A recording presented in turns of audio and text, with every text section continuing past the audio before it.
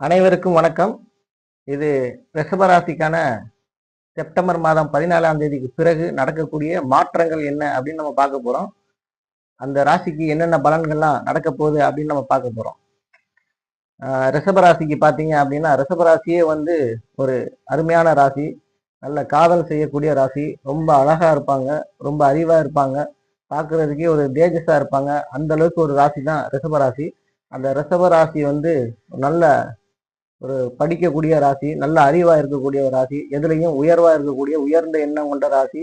அதே மாதிரி தாய் உள்ளம் கொண்ட ஒரு ராசி, கருணை உள்ளம் கொண்ட ராசி தான் இந்த ரிஷபராசி. இந்த ரிஷபராசிக்கு சனி பார்த்தீங்கன்னா 11ஆம் இடத்துல இருக்காரு. சனி 11ஆம் இடத்துல இருக்கிறது ஒரு அருமையான அமைப்பு. யோகாதிபதி, அதாவது ராஜ யோகாதிபதி 11ஆம் இடத்துல இருக்கிறது ஒரு அருமையான யோகம். உங்களுக்கு நீங்க நினைச்சது நடக்கும். வாழ்க்கையில அனைத்து விஷயங்களும் வெற்றி அடைவீங்க. நல்ல கல்வி, நல்ல பொருளாதாரம், தொழில் முன்னேற்றம் அனைத்துமே இருக்கக்கூடிய ஒரு ராசி தான் ரிஷபராசி. இது 14/9/2025 பிறகு நடக்கக்கூடிய மாற்றங்களை பத்தி நான் பேசிக்கிட்டு இருக்கேன். ஏன்னா அப்பையில செவ்வாய் பேச்சு ஆறாரு.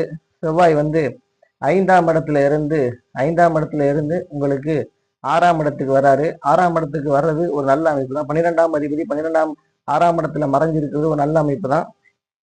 இருந்தாலும் குருவின் பார்வையில வேற இருக்காரு. செவ்வாய் குருவின் பார்வையில் இருக்கிறது ஒரு அருமையான அமைப்பு. உங்களுக்கு நல்ல கணவன், நல்ல மனைவி அமையக்கூடிய அமைப்பு காலகட்டங்கள் உங்களுக்கு இருக்கு. சில நேரங்கள்ல உங்களுக்கு கல்வியில தடை ஏற்பதற்கான அமைப்பு இருக்கு. அதே மாதிரி 2ல குரு இருக்கிறது ஒரு அருமையான யோகம், பண யோகம். அதே மாதிரி சுக்கிரன் 2ல வேற இருக்காரு. 2 கிரகங்கள், 2 சுப கிரகங்கள் உங்களுக்கு இருக்கிறதுனால மறைமுக பணம் வர்றதுக்கான அமைப்பு இருக்கு. உங்களுக்கு வாழ்க்கையில பணம் உங்களுக்கு பிஎஃப் பணம், அதே மாதிரி இன்சூரன்ஸ் பணம், அரசாங்கத்திலிருந்து வரக்கூடிய பணங்கள், இதெல்லாம் உங்களுக்கு வரக்கூடிய ஒரு அமைப்பு உங்களுக்கு இருக்கு. குரு 10ஆம் இடத்தை பார்க்கறதுனால தொழில் அமைப்புகள் அருமையா இருக்கும். உங்களுக்கு தொழில் தொடங்கக்கூடிய ஒரு மிக அருமையான காலகட்டம் தான் இந்த ரிஷபராசிக்கான காலகட்டம். இந்த ராசியில நீங்க தொழில் தொடங்கினீங்கன்னா ஓஹோன்னு வருவீங்க. இது ஒரு பொது பலன் தான். அதாவது உங்களுடைய சொந்த ஜாதகத்துல இருக்கக்கூடிய தசா புத்திகளை வச்சுதான் பலன் சொல்லணும். ஓகேவா? என்னதான் இருந்தாலும் உங்க ஜாதகத்துல இருக்கக்கூடிய தசா புத்திகள் உங்களுக்கு வலுவா செயல்படும். ஆனா கோச்சார ரீதியா அருமையா இருக்கு. எல்லாமே அருமையா இருக்கு. அதே மாதிரி சனி 11ஆம் இடத்துல இருக்கிறது ஒரு அருமையான அமைப்பு.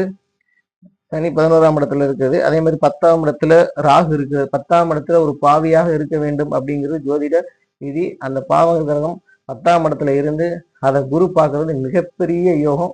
மறைமுக பணம், லாட்ரி இந்த மாதிரி அமைப்புகள்ல வரும். ஆனா அது தசாபுத்தியும் ஒத்துழைக்கணும். ஓகேவா? அடுத்து பாத்தீங்க அப்படின்னா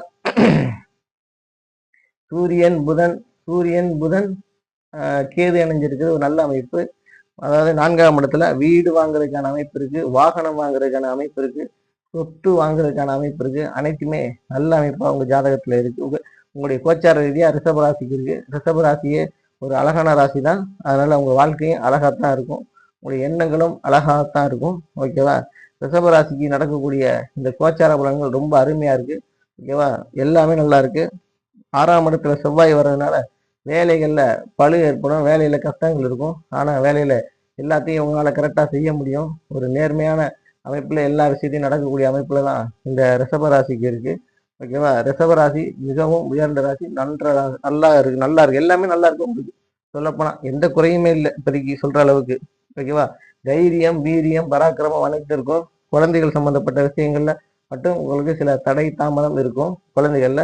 அதே மாதிரி 11ஆம் இடத்துல சனி இருக்கிறது வக்ரமா இருக்கிறது 2வது திருமணம் அதிரடியா நடக்கும். சில பேர் 2வது திருமணத்துக்கு வெயிட் பண்ணிக்கிட்டு இருந்தீங்க அப்படின்னா அந்த 2வது திருமணம் அதிரடியா நடக்கிறதுக்கான அமைப்பு உங்களுடைய கோச்சார ரீதியா உங்களுடைய கோச்சார அமைப்புகள் இருக்கு. பாத்தீங்கன்னா அடுத்து செவ்வாய் உங்களோட 9ஆம் இடத்தை பார்க்கறது தந்தை வழியில சில சிக்கல்கள் இருக்கும். மற்றபடி ஒன்றும் பெரிய பூர்வீக வழிகள்ல சில சிக்கல்கள் இருக்கும். ஆனா ஜாதகம் இது கோச்சார ரீதியா உங்களுக்கு அருமையா இருக்கு. எந்த ஒரு குறையுமே இல்லை. சின்ன சின்ன குறைகள் மட்டுமே இருக்கு. 95 மார்க் கொடுக்கலாம் இப்ப இருக்கக்கூடிய கோச்சார ரீதி ரிஷபராசிக்கு. ஓகேவா? எல்லோரும் நன்றாக இருப்பில் வாழ்த்துக்கள். நன்றி, வணக்கம்.